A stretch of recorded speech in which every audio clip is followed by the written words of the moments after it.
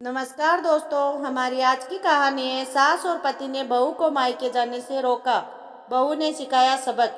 कहानी पसंद आए तो चैनल को सब्सक्राइब जरूर करें। सुबोध, माँ की तबीयत ठीक नहीं है। उनका ब्लड प्रेशर हाई हो गया है, उनका डायबिटीज भी बढ़ गया है।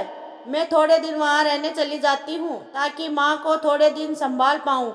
यहाँ बच्चों को सुनैना देख लेगी। माँ वहाँ अकेली है, मुझे जल्दी जाना होगा, माया ने पति सुबोध से कहा। सुबोध बोला, माया, तुम्हारी माँ की तबीयत आए दिन खराब रहने लगी है। तुम कितनी बार सुनैना के जिम्मे बच्चों को छोड़कर जाओगी? इस बार तो माँ भी गुस्सा होगी और तुम तो जानती हो, माँ गुस्सा हो गई तो फिर उन्हें मनाना आसान नहीं है। पिछली बार भी जब तुम मायके अपनी माँ को देखभाल के लिए गई थी तो माँ ने बहुत गुस्सा किया था। वे कह रही थी कि सुनैना माया की देवरानी है, भला वह बार बार माया के बच्चों को क्यों संभालेगी? माया की माँ की उम्र हो चली है तो उनका बीमार रहना लाजमी है। इसका मतलब यह तो नहीं बहू बार बार उनकी माँ की देखभाल के लिए मायके चली जाए। माया की माँ को अपने लिए एक आया रख लेनी चाहिए जो उनकी देखभाल कर सके। यूं मुंह उठाए बार बार बेटी को बुलाना उन्हें शोभा नहीं देता।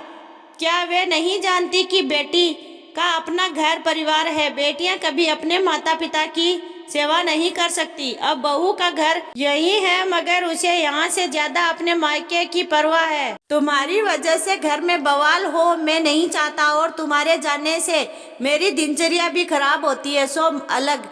माया बोली, सुबोध, तुम तो जानते हो मैं अपने माँ पिता की इकलौती संतान हूँ। अगर ऐसे समय में मैं भी माँ के पास ना जाऊंगी तो उनकी देखभाल कौन करेगा? कहते हुए रो पड़ी माया।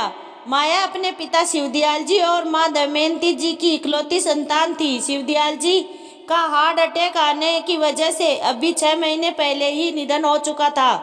शिवदयाल जी के जाने के बाद दमयंती जी अकेली रह गई थी घर में। शिवदयाल जी थे तो दमयंती जी की देखभाल कर लिया करते थे, मगर शिवदयाल जी के परलोक सिधारने के बाद 1 साल में से दमयंती जी ज्यादा बीमार रहने लगी थी। माया हर महीने मायके आती और माँ के पास 4-5 दिन गुजार कर जाती ताकि माँ की देखभाल भी कर सके और माँ का अकेलापन भी दूर कर सके। पिछले महीने जब माया मायके गई थी तो दमयंती जी माया से बोली, बेटा, तेरी सास कहीं तेरे बार बार मायके आने से नाराज ना हो जाए। तू मेरी वजह से परेशान मत हुआ कर और यूं हर महीने मायके मत आया कर। अब यह बच्ची खुची जिंदगी ऐसे ही गुजर जाएगी। तेरा भी भरा पूरा परिवार है। तेरी ससुराल की जिम्मेदारियां मैं भली भांति जानती हूँ। तू मेरे पीछे वक्त ना जाया कर। माया बोली, माँ, ससुराल में जिम्मेदारियां हैं, इसका मतलब ये तो नहीं कि मैं मायके का फर्ज भूल जाऊं। आपने मुझे इतने सालों पाला पोसा, बड़ा किया, पढ़ाया लिखाया और इस काबिल बनाया कि आज मैं मेरा परिवार बखूबी संभाल पाती हूँ। आप मेरे जन्मदाता हो माँ, आप तो मेरे लिए सर्वोपरि हो और अब जब बुढ़ापे में आपको मेरी जरूरत सबसे ज्यादा है तब मैं आपने फर्ज से कैसे मुंह मोड़ सकती हूँ। दमयंती जी ने भी बेटी की जिद के आगे घुटने टेक दिए और वे भी भली भांति जानती थी कि अब इस उम्र में माया ही उनका सहारा है।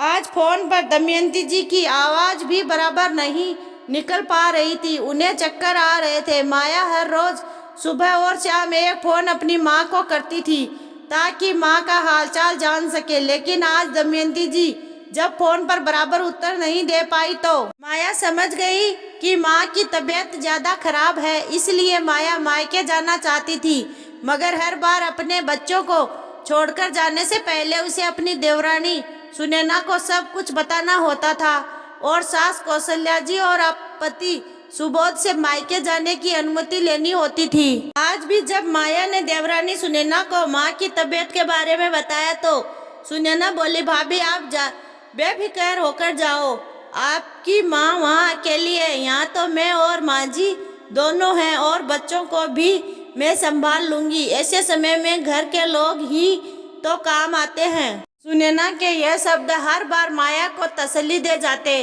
और वह यहाँ की चिंता छोड़ मायके जा पाती थी। सास कौशल्या जी से माया को ज्यादा उम्मीद न थी कौशल्या जी तो पिछली बार भी माया के मायके जाने के नाम से तुनक कर बोली थी, बहू मायके में माँ के मोह में यहाँ पति और अपने ससुराल वालों को मत भूल जाना। बार बार मायके जाना शोभा नहीं देता। और माया के मायके जाने के बाद सुबोध को माया के लिए 10 बातें सुना दी थी और सुबोध को माया के खिलाफ इतना भड़का दिया था कि सुबोध भी अब की बार माया को मायके जाने नहीं देना चाहता था। यही वजह थी कि इस बार माया को मायके जाने में डर लग रहा था, लेकिन रह रहकर माया को अपनी माँ की याद आ रही थी। माया के आंसू थमने का नाम ही नहीं ले रहे थे। माया ने जैसे तैसे हिम्मत जुटाकर सास कौशल्या जी से बात करने की सोची। माया बोली, माँ जी, माँ की तबीयत बहुत खराब है, माँ अकेले कैसे सब कुछ मैनेज करेगी, तो मैं माँ के पास हो आती हूँ, 2-4 दिन में लौट आऊंगी। कौशल्या जी को यह बात सुनते ही गुस्सा आ गया।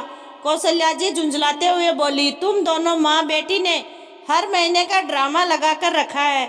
हर महीने तुम्हारी माँ कैसे बीमार पड़ जाती है, बेटी को बुलाने का अच्छा बहाना खोजा है हर महीने।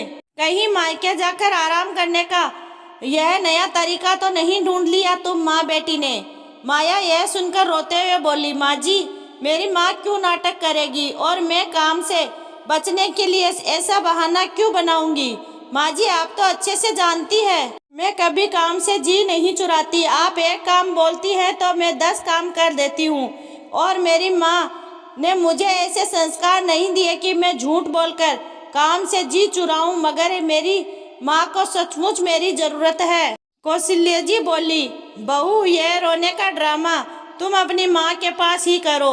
हर बार यह मगरमच्छ के आंसू दिखाकर तुम मायके चली जाती हो। इस बार कान खोलकर सुन लो, तुम्हें मायके जाना है ना तो अंतिम बार अनुमति दे देती हूँ, मगर अब अगली बार ना देने वाली, इसलिए इस बार ही सब काम निपटा कर आना। अगर तुम्हारी माँ इतनी ही बीमार रहती है तो उन्हें वृद्धाश्रम छोड़ दो, ताकि तुम्हारी हर महीने की समस्या खत्म हो जाए, क्योंकि यहाँ हर बार यह नाटक नहीं चलेगा। माया बोली, जी माँ जी, इस बार क्या करना है यह मैं देख लूंगी। माया ने जल्दी जल्दी अपना सामान बांधा और अपने मायके चल दी। माया का मायका ससुराल से 2 घंटे की दूरी पर था। रास्ते में माया के कानों में कौशल्या जी के एक एक शब्द गूंज रहा था और वह सोचने लगी, कितना आसान है सासू माँ के लिए यह कहना कि अपनी माँ को वृद्धाश्रम छोड़ दो, मगर भला मेरा जिंदा होते हुए मेरी माँ वृद्धाश्रम क्यों जाएगी। मैं मेरी माँ को अपने साथ क्यों नहीं रख सकती। क्या बेटी का अपने माँ बाप के प्रति कोई फर्ज नहीं है। शादी हो गई तो मतलब वह मायका भूल जाए, माँ बाप को भूल जाए। उतने में बस रुक कंडक्टर की आवाज माया के कानों में गूंजी। माया के मायके का शहर आ चुका था।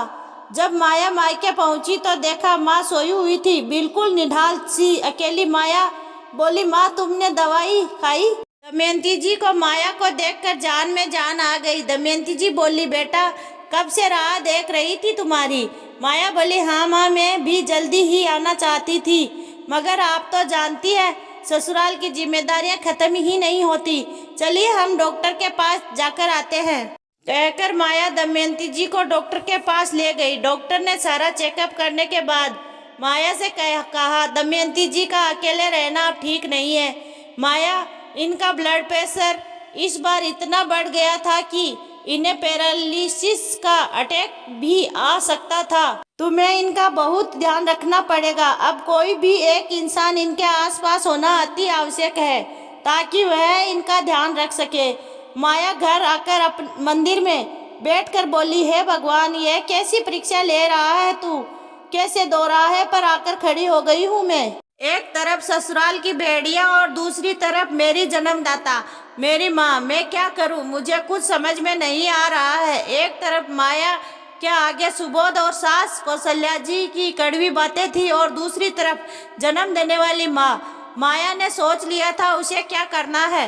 अगर ऐसे हालातों में उसे किसी एक को चुनना पड़ा तो वह क्या करेगी। मायके आए माया को अभी 3 दिन हुए थे कि सुबोध का फोन आ गया। वह बोला, माया, तुम 3 दिन बोलकर गई थी और आज 3 दिन हो गए, तुम कब वापस आ रही हो। यहाँ माँ गुस्सा कर रही है। माँ कह रही थी इस बार तुम कोई बड़ा फैसला लेकर ही लौटोगी ताकि हम सभी को हर महीने की तकलीफ से छुटकारा मिल जाए। माया बोली, सुबोध, माँ का ब्लड प्रेशर इस बार बहुत बढ़ गया था।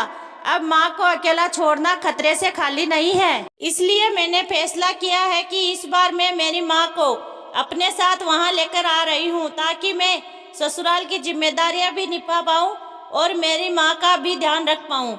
सुबोध बोला, कैसे पागलों जैसी बातें कर रही हो तुम माया? तुमने मेरी माँ की अनुमति ले ली क्या जो तुम अपनी माँ को यहाँ ला रही हो? माँ को पता चला तो वो और गुस्सा हो जाएगी। माया बोली, सुबोध, मुझे कोई फर्क नहीं पड़ता, माँ जी को जो बोलना है बोलने दो, मगर इस बार मेरा यही आखिरी फैसला है। कौशल्या जी अपने बेटे की सारी वार्तालाप सुन चुकी थी। उन्होंने सुबोध से फोन मांगा।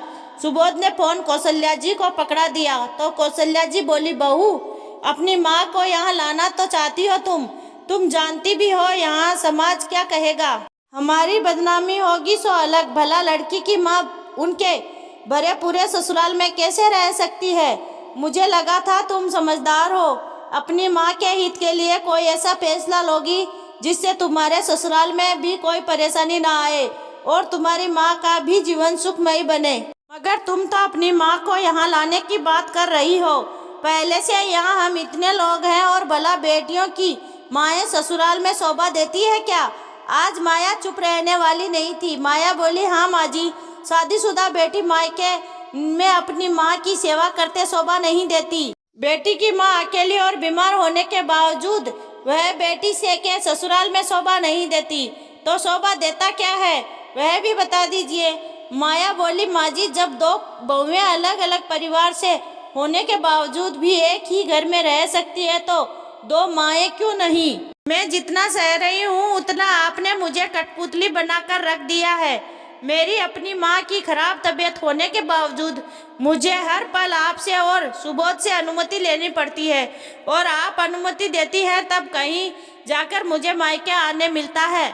मैं भी इन बेड़ियों से आज़ाद होना चाहती हूँ ताकि मैं अपनी माँ के प्रति मेरे अधूरे फर्ज को निभा पाऊँ। माँ जी, एक माता पिता बड़े अरमानों से अपनी बेटी का हाथ एक ऐसे लड़के के हाथ में सौंपते हैं। वे चाहते हैं कि उसे वह लड़का और उसके घर वाले बहुत प्यार दे ताकि उसे कभी मायके की याद ना सताए, मगर वे बेचारे कहाँ जानते हैं कि ससुराल वाले उनकी बेटी को पल पल का मोहताज बना देते हैं, मायके आने पर ही रोक टोक लगा देते हैं, ऐसे हक जताते हैं जैसे वह उनकी बेटी नहीं कोई वस्तु हो जिसे वह खरीद कर लाए हो। और अब बहू को वही सब करना होगा जो वे चाहते हैं। बहू की अपनी इच्छाएं भावनाएं सभी के परे बस उस पर अपनी इच्छाएं थोप देते हैं, चाहे बहू की इच्छा हो या ना हो, उन्हें कोई फर्क नहीं पड़ता है। उन्हें तो बस छाती ठोककर हक जमाना आता है कि हम ससुराल वाले हैं। यह जवाब सुनकर कौशल्या जी के होठ छिल गए। वे कुछ बोलती उससे पहले माया बोली, और अगर आपको अब भी ऐतराज है तो मैं मेरी माँ की सेवा करने के लिए हमेशा के लिए यही मायके में रह जाती हूँ और मेरे बच्चों को भी यहीं ले आती हूँ कि आप लोगों को बच्चों का भी टेंशन ना हो। कौशल्या जी बोली, पागल मत बनो माया, सुबोध का क्या होगा? क्या मैं इसी दिन के लिए तुमको बहू बनाकर लाई थी ताकि आगे जाकर तुम मेरे बेटे को ही अकेला कर दो? माया बोली, जो पति मेरी माँ और उसकी माँ में फर्क समझता हो ऐसे पति के साथ रहकर क्या फायदा? जब एक बेटी बहू बनती है तो वह अपने फर्ज बखूबी निभाती है, मगर जब एक बेटा दामाद बनता है तो क्या उसका कोई फर्ज नहीं? सिर्फ अपनी माँ की हाँ में हाँ मिलाना क्या यही बेटे का फर्ज होता है? क्या सुबोध की आंखों पर पट्टी लगी है? क्या वह सही गलत नहीं देख सकता है? इतने सालों से अगर सुबोध अब तक मेरी भावनाएं नहीं समझ सकते तो मैं भला क्यों उनके बारे में क्यों सोचूं? मैं भी थक गई हूँ सभी के इशारों पर नाचते हुए। अब मुझसे यह सब और नहीं हो पाएगा। फोन स्पीकर पर था। सुबोध भी सब सुन चुका था। सुबोध बोला, माया, तुम कल ही अपनी माँ को लेकर आ जाओ, अभी उन्हें हमारी जरूरत है, बाकी सारा इंतजाम मैं करवा दूंगा। मुझे माफ कर दो माया, तुम्हारी माँ ने मुझे हमेशा अपने बेटे जैसा मान सम्मान और प्यार दिया, मगर मैंने अपनी माँ की बातों में आकर तुम्हारी माँ का हमेशा अपमान किया। मगर मैं तुमसे वादा करता हूँ कि अब आगे से कभी ऐसा नहीं होगा। तुम्हारी माँ और मेरी माँ में कोई फर्क नहीं समझूंगा। माया दूसरे दिन अपनी माँ को लेकर अपने ससुराल पहुंची। वहां जाकर देखा तो सुबोध ने बगल वाला कमरा माँ के रहने के लिए साफ करवा दिया था। माया को पहली बार आज खुशी हुई थी कि सुबोध ने माया की माँ के लिए कुछ तो किया। माया माँ को कमरे में बैठाकर ससुराल की जिम्मेदारियों में लग गई और माँ का भी समय समय पर आकर ध्यान रखने लगी। कितनी सुहानी सुबह थी वह, जब माया अपने मायके के फर्ज और ससुराल की जिम्मेदारियां दोनों साथ में निभा पा रही थी। दोस्तों, एक औरत आखिर चाहती ही क्या है? बहुत बड़ी बड़ी ख्वाहिशों के परे वह तो बस इतना ही चाहती है कि ससुराल की जिम्मेदारियों के साथ साथ मायके का फर्ज भी निभा सके और उसका पति और ससुराल वाले उसके इस फैसले में हमेशा उसका साथ दे।